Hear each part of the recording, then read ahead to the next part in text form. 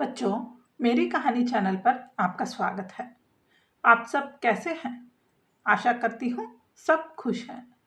आज की कहानी है जिज्ञासु कंगारू। ऑस्ट्रेलिया के खूबसूरत जंगल में एक छोटा और जिज्ञासु कंगारू का बच्चा जय रहता था। जय हमेशा कुछ नया जानने और देखने के लिए उत्सुक रहता था। दिन भर अपनी माँ के pouch से जागता हुआ जय चारों तरफ की दुनिया को देखता और सोचता, कितना बड़ा और अद्भुत है ये संसार। एक दिन जब सुबह की सुनहरी धूप ने जंगल को चमका दिया था, जय ने अपने नन्हे नन्हे पैर pouch से बाहर निकाले। उसकी माँ घास खाने में व्यस्त थी। उसने अपनी माँ से पूछा, माँ, क्या मैं बाहर जाकर खेल सकता हूँ? माँ ने हंसते हुए कहा, नहीं बेटा, बाहर बहुत खतरे हैं। अभी तुम छोटे हो, तुम्हें मेरे पास ही रहना चाहिए। लेकिन जय के अंदर की जिज्ञासा इतनी बढ़ गई थी कि उसने माँ की बात को अनसुना कर दिया। उसने सोचा, बस थोड़ी देर के लिए बाहर जाऊंगा और देखूंगा कि बाहर क्या है। जैसे ही उसकी माँ का ध्यान भटका, जय चुपके से pouch से बाहर निकलकर छलांग लगाकर दौड़ पड़ा। बाहर की दुनिया सच में वैसी ही थी जैसे जय ने सोची थी। चमकते सूरज की रोशनी, हवा में घास की खुशबू और रंग बिरंगे फूल की कतारें, सब कुछ जादुई लग रहा था। उसने अपने छोटे पैरों से उछलना शुरू किया और जल्दी ही एक छोटी नदी के पास पहुंच गया।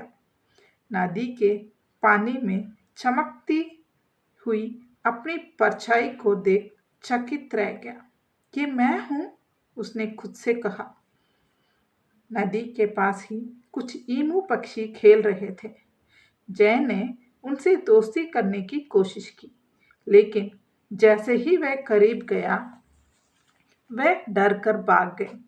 फिर उसने एक कोला को पेड़ पर देखा और उसको बुलाया, हेलो, मैं जय हूँ, क्या तुम मेरे साथ खेलोगे? कोला ने नीचे देखा और आलस्य से कहा, मैं दिन में सोता हूँ बच्चा, रात को आना। जय को समझ नहीं आया कि कोई इतना सुस्त क्यों हो सकता है, लेकिन वह उदास नहीं हुआ। वह नई चीजों को देखने और खोजने में मस्त था। उधर जय की माँ ने जब जय को नहीं पाया तो वह डर गई। उसने चारों तरफ देखा, जय, जय, तुम कहाँ हो? उसकी आवाज में घबराहट थी, क्योंकि जंगल में खतरे हर जगह थे। डिंगो, बड़े बाज और झाड़ियों के बीच छिपे सांप।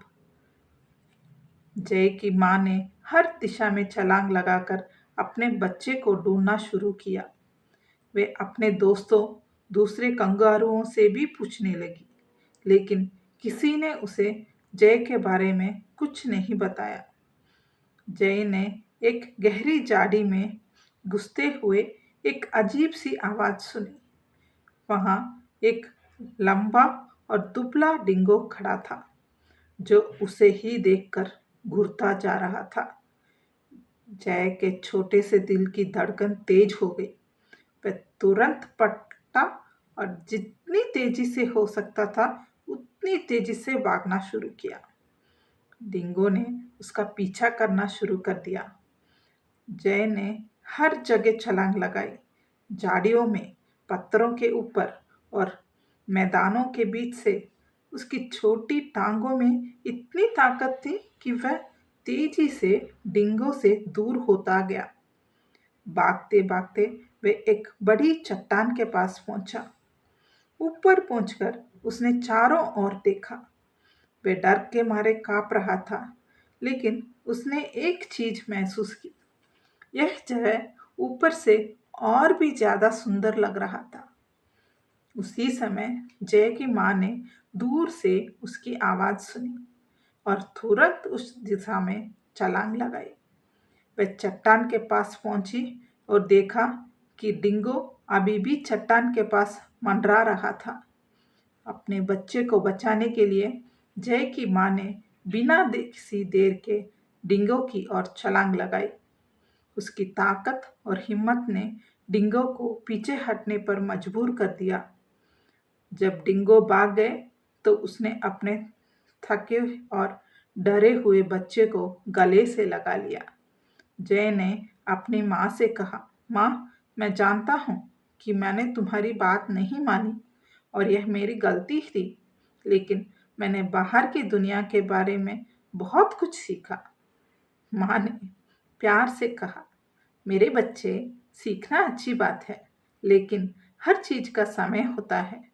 जब तुम थोड़ा और बड़े हो जाओगे तो मैं तुम्हें खुद सब कुछ दिखाने ले जाऊंगी, लेकिन तब तक तुम्हें मेरी बात माननी होगी।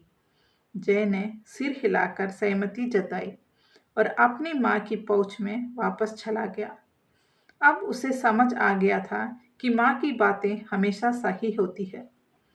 उस दिन के बाद जय और समझदार हो गया। उसने माँ के साथ समय बिताया और उनसे जंगल के बारे में सवालें पूछता करता। जय ने वादा किया कि जब तक वह बड़ा और मजबूत नहीं हो जाता, वह अपनी माँ के बिना बाहर नहीं जाएगा। जंगल में सूरज ढलने लगा और जय अपनी माँ के pouch में आराम से सो गया। उस दिन की घटना से जय ने सीखा कि दुनिया देखने की जिज्ञासा अच्छी है, लेकिन सुरक्षा और माँ के साथ उससे भी ज़्यादा जरूरी थी। बच्चों, अगली कहानी पर फिर मिलेंगे। तब तक के लिए खुश रहो और खुशी बांटो।